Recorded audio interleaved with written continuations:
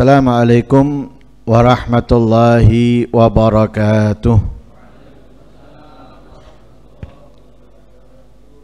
Bismillah walhamdulillah, wassalatu wassalamu ala sayyidina rasulillah Muhammad ibn Abdillah wa ala alihi wa sahbihi wa man walah wa la hawla wa la quwata illa billah.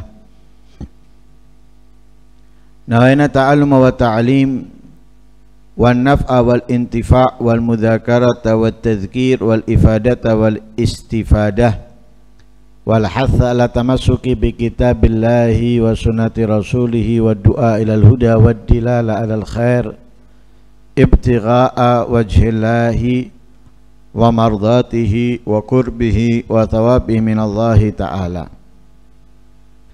Qala al-musannif rahimahullah wa nafa'ana bihi wa almikum fid darain amin ila qaulih amma ba'd fa inna jima'al khair wa malakahu taqwallahi fi sirri wal alaniyah wal ghaibi wasyahadah wa taqwa hiya al-khaslatu allati tajma'u li sahibiha khairad dunya wal akhirah wali idhami mawqi'iha mid-din wa jalalati qadriha indal ulama ar-rasikhin saddaru biha khutabahum wal mawa'idha wal wasaya wali kauniha jami'atan lil khairi kullih uktufiya bidzikriha fil wasiyatil wajibati fil khutbah wa kathiran ma yaktasiru 'alaiha al-akabir fa wasiyatin man istawsahum. Setelah diawali dengan khutbah, lalu dengan salawat kepada Nabi Muhammad sallallahu alaihi wasallam, beliau kemudian menyatakan amma ba'd. Amma ba'd ini adalah kata atau kalimat untuk berpindah dari muqaddimah ke pembahasan, atau dari muqaddimah untuk apa yang akan dijelaskan. Fa inna jima'al khair wa malakahu taqwallahi fi sirri wal ananiyah wal ghaibi wasyahadah. Sesungguhnya terkumpulnya kebaikan, tersimpannya kebaikan itu ada pada takwa kepada Allah.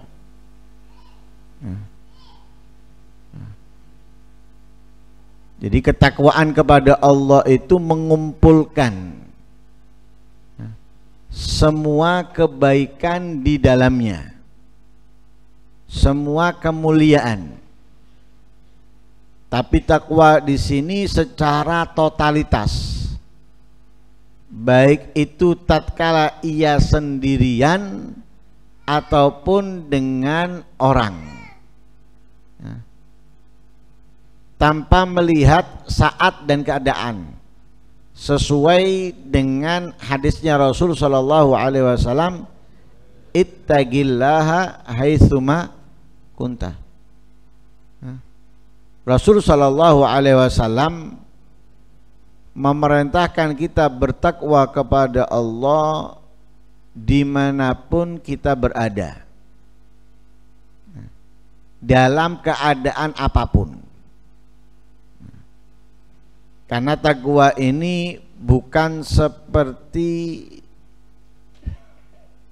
sesuatu yang datangnya musiman, buah atau pakaian dan semisalnya. Tapi takwa ini di setiap saat, di setiap waktu, di setiap keadaan, dan dimanapun tempat. Karena itu semua kebaikan dikumpulkan oleh Allah, disatukan oleh Allah pada takwa kepadanya.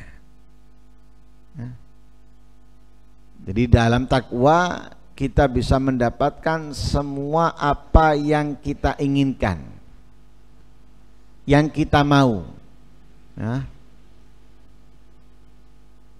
yang kita harapkan, baik itu urusan dunia ataupun urusan akhirat.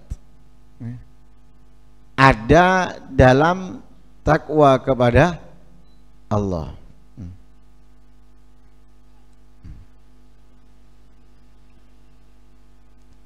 Karena itu dikatakan takwa itu adalah perkara atau perihal yang memberikan kepada orangnya kebaikan dunia juga kebaikan akhirat. Jadi orang yang bertakwa dia akan mendapatkan kebaikan.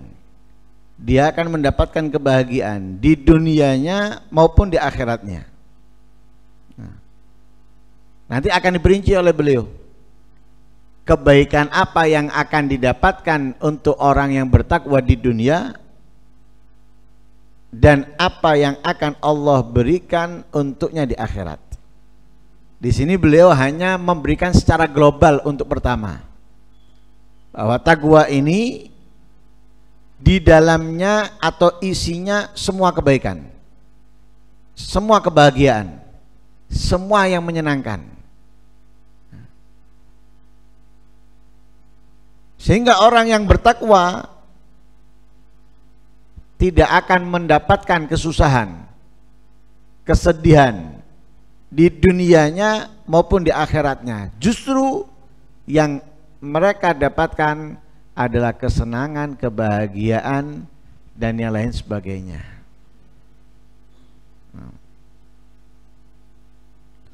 Karena itu beliau Imamul Haddad di dalam syairnya atau dalam qasidahnya beliau mengatakan, taqwa ilahil alamina fa innaha izzun wa hirzun fid duna wal marja'i fiha ghinad darain fastamsik biha walzam tanal ma tashtahihi wa tadda'i. Takwa kepada Allah itu kemuliaan, izzun wa hirzun, benteng, fid duna wal marja'i, baik itu di dunia dan kelak ketika kita kembali, yaitu di alam barzah dan di akhirat. Benteng dari apa? Benteng dari kesedihan, benteng dari kesusahan di dunia maupun di akhirat. Di dalam ketakwaan ghinad darain, kekayaan dunia akhirat. Fastamsik biha walzam, berpeganglah dengan ketakwaan, lazimilah ketakwaan, tanal matashtahihi wa tadda'i, kamu akan mendapatkan segala apa yang kamu inginkan dan apa yang kamu harapkan. Tapi untuk mendapatkan apa yang disebutkan di dalam ayat-ayat nanti, itu ketakwaannya harus sempurna. Lah takwa yang sempurna seperti yang dikatakan alaika bitaqwallah fis sirri wal alan.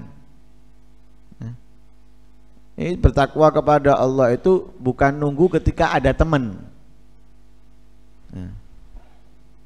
Tapi bahkan sekalipun tatkala ia sendiri.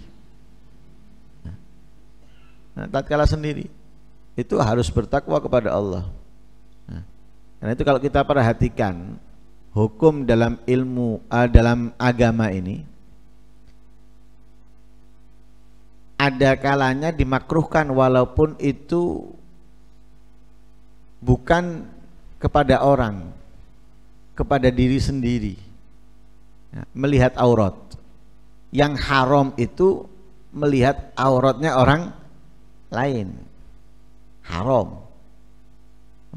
Walaupun yang terlihat itu setitik, yang terlihat setitik, tapi itu adalah aurat, haram dilihat. Apalagi kalau yang terlihat itu besar dan banyak. Lah auratnya sendiri nggak haram dilihat, tapi makruh kalau tidak ada hajat. tidak ada butuhnya ngelihat aurat sendiri itu makruh. Lah ini mengajarkan apa? Mengajarkan kita untuk menjadi orang yang bertakwa. Dalam arti menghindarkan diri sekalipun dari yang makruh, karena terbiasa melakukan yang makruh itu membuat ia nantinya terbiasa melakukan yang haram. Karena semuanya ada batasan. Nah, lah makruh itu pinggirannya haram. Kalau sunnah pinggirannya wajib. Orang yang bertakwa yang makruh akan dihindarinya. Orang yang bertakwa itu menghindar dari yang makruh. Lebih-lebih yang haram. Yang makruh aja dihindari, apalagi yang haram.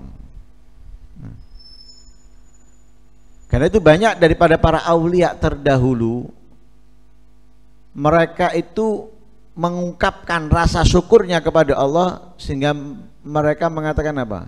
Ya, aku tidak pernah terpikirkan dalam diriku untuk melakukan yang makruh.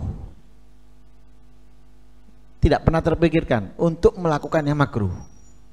Bayangkan, mikir aja enggak, apalagi mengerjakannya. Lah kalau kita kan makruh, kita ngomong makruh, aman. Kita masih meremehkan, tapi mereka enggak memikirkan yang makruh, enggak. Jadi yang dilakukan oleh mereka itu adalah kesunahan dan kewajiban. Kenapa? Mereka ingin menjadi orang yang totalitas dalam takwa yang diinginkan oleh Allah Subhanahu wa taala dalam perintahnya. Karena itu takwa ini wali idhami mauqi'iha middin wa jalalati qadriha indal ulama'i rasikhin saddaru biha khutabahum wal mawaid wal wasaya. Begitu besarnya kedudukan takwa dalam agama dan begitu besar kemuliaannya pada ulama ar-rasikhin, sehingga mereka selalu meletakkan takwa ini di depan, di setiap khutbahnya, di setiap mau'idhahnya, dan di setiap memberikan wasiat. Ketika mereka berkhutbah, mendahulukan dalam khutbahnya itu tentang takwa. Ketika mereka memberikan mau'idhah, mendahulukan di dalam mau'idhahnya itu tentang takwa.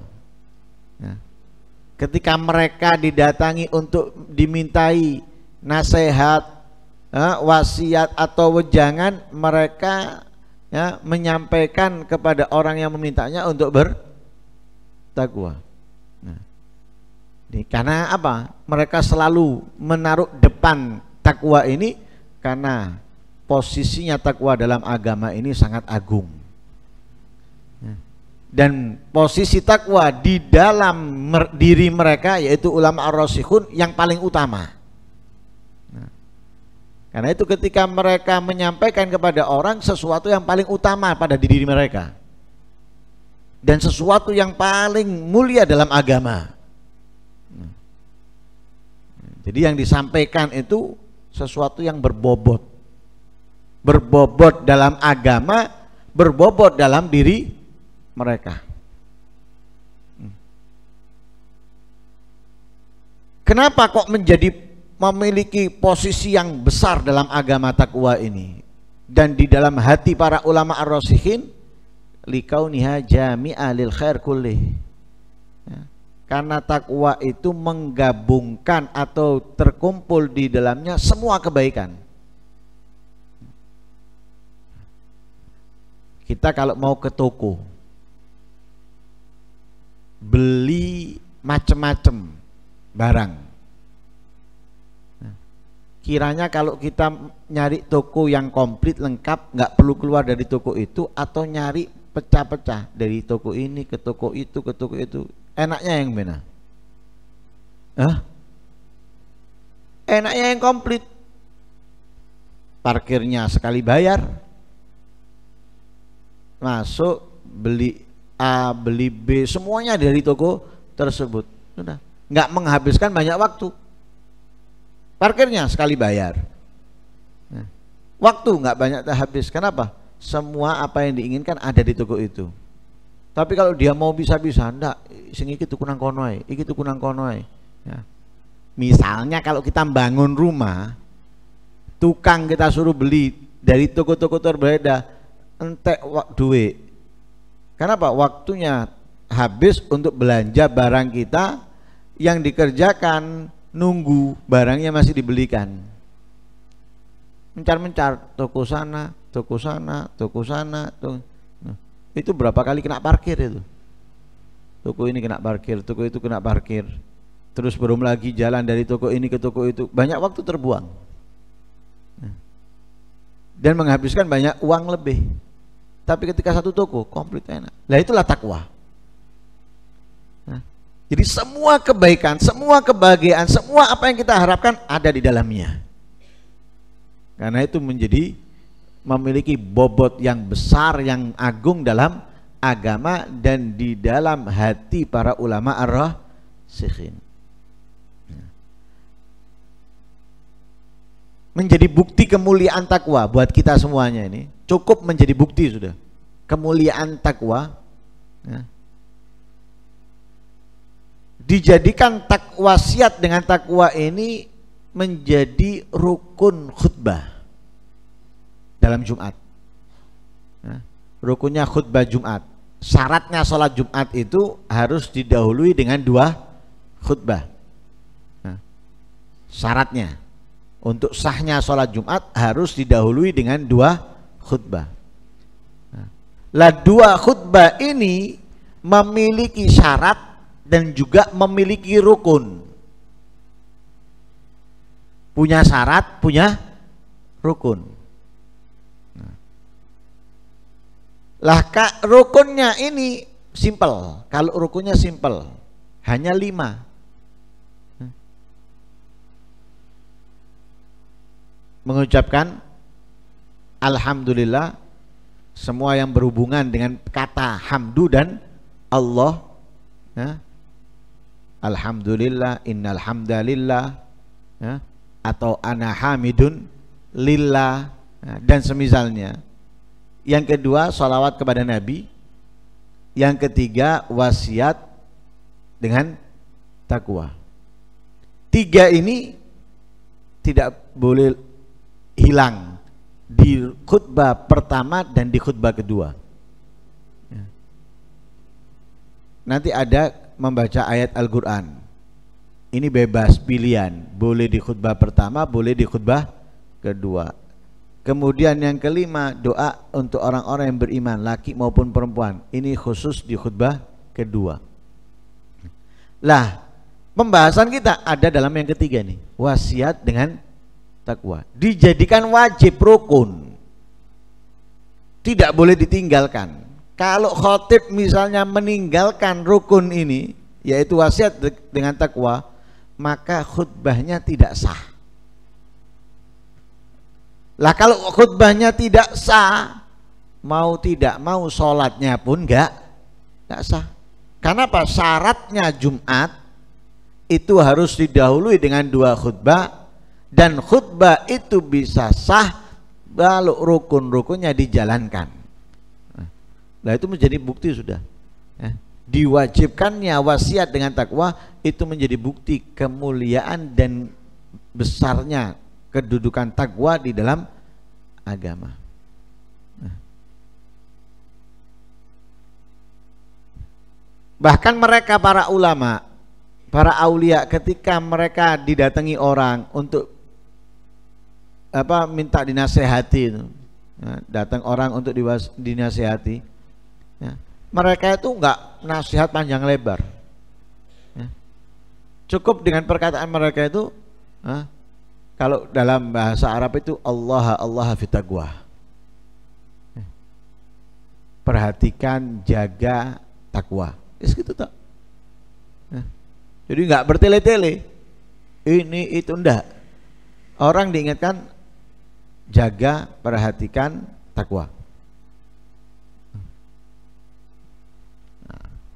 Nah, orang itu harus tahu takwa itu apa. Nah, takwa itu ya seperti yang sering kita dengarkan di dalam khutbah itu, imtithalu awamirillah wajtinabu nawahi, menjalankan perintah-perintahnya Allah, menjauhi larangan-larangannya. Simple nasihatnya. Ya, jogoon takwa. Lakonono takwa. Orang yang mendengarkan sudah langsung ngerti, berarti kita diperintahkan untuk menjalankan perintah-perintahnya Allah, diperintahkan untuk menjauhi larangan-larangan. Simple sudah nasihatnya, nggak panjang-panjang sudah. Jangan tinggalkan sholat, jangan tinggalkan puasa, bersedekahlah. Itu semuanya masuk di dalam apa? Menjalankan perintahnya Allah, menjauhi larangannya Allah. Nah, karena kalau diperinci, menjalankan perintah itu kan banyak. Perintahnya Allah itu ada yang bentuknya wajib atau ada yang bentuknya sunnah. Berarti ketika dikatakan jalankan perintahnya Allah, yang wajib juga yang sunnah. Tinggalkan larangannya Allah, yang makruh maupun yang haram. Berarti ketika orang yang mengatakan lakonono takwa, selesai sudah. Kita diperintahkan menjalankan ketaatan, kebaikan yang wajib maupun yang sunnah. Kita diperintahkan untuk menjauhi larangan maksiat yang haram ataupun yang makruh maupun yang haram. Yang makruh maupun yang haram. Wa taqwa wasiyatullahi rabbil alamin lil awwalina wal akhirin. Qala Allah Ta'ala wa laqad wasayna alladziina utul kitaba min qablikum wa iyyakum anittaqullah. Dalam ayat Al-Qur'an Allah telah menjelaskan bahwa takwa ini adalah wasiatnya Allah kepada umat-umat terdahulu dan yang akan datang. Jadi umat-umat terdahulu dari zaman Nabi Adam, turun sampai kita, ya. Dan untuk yang bakal datang, wasiatnya Allah juga kepada mereka itu sama, nggak ada bedanya. Apa wasiatnya Allah kepada yang terdahulu dan yang akan datang? Yaitu jalankan takwa. Ya, sebagaimana dalam ayat Al-Qur'an, wa laqad wasainal ladzina utul kitab min qablikum wa iyyakum. Benar-benar aku telah wasiatkan kepada yang aku turunkan, yang aku berikan kepadanya kitab. Setiap nabi atau rasul itu punya pegangan kitab dari Allah. Kalau kita, Nabi kita Muhammad adalah Al-Quran, pegangan. Lah, yang aku turunkan kepadanya kitab diwasiatkan oleh Allah. Dan Allah mengatakan min qablikum, sebelum kamu wahai Muhammad. Ini orang-orang yang aku turunkan kepada mereka kitab sebelum kamu, wa iyyakum, dan kamu. Ya. Jadi para nabi sebelummu dan kamu, nabi dan umatnya, kamu dan umatmu, ya.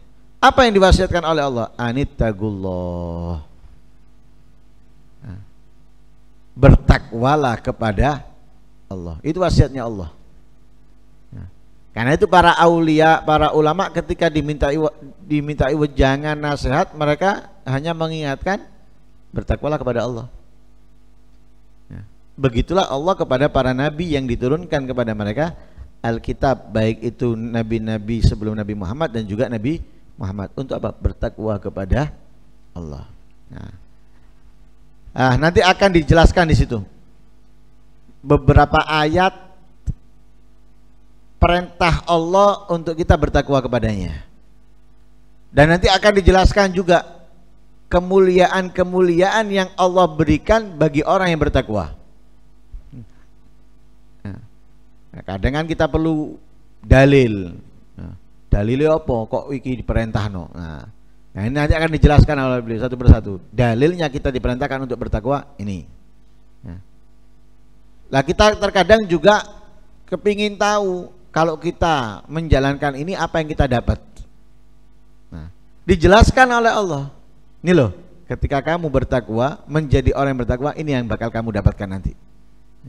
Dijelaskan oleh Allah Subhanahu wa ta'ala. Semoga kita bisa menjadi orang yang bertakwa, ya, fisirri wal alan, dan semoga Allah Subhanahu wa ta'ala menjadikan kita orang-orang yang dapat meningkatkan ketakwaan, ya, dapat memperbagus diri kita dengan ketaatan, menghiasi diri kita dengan ketaatan. Amin Allahumma amin. Wassallallahu alaihi wasallam Muhammadin wa ala alihi wasallam. Alhamdulillahi rabbil alamin.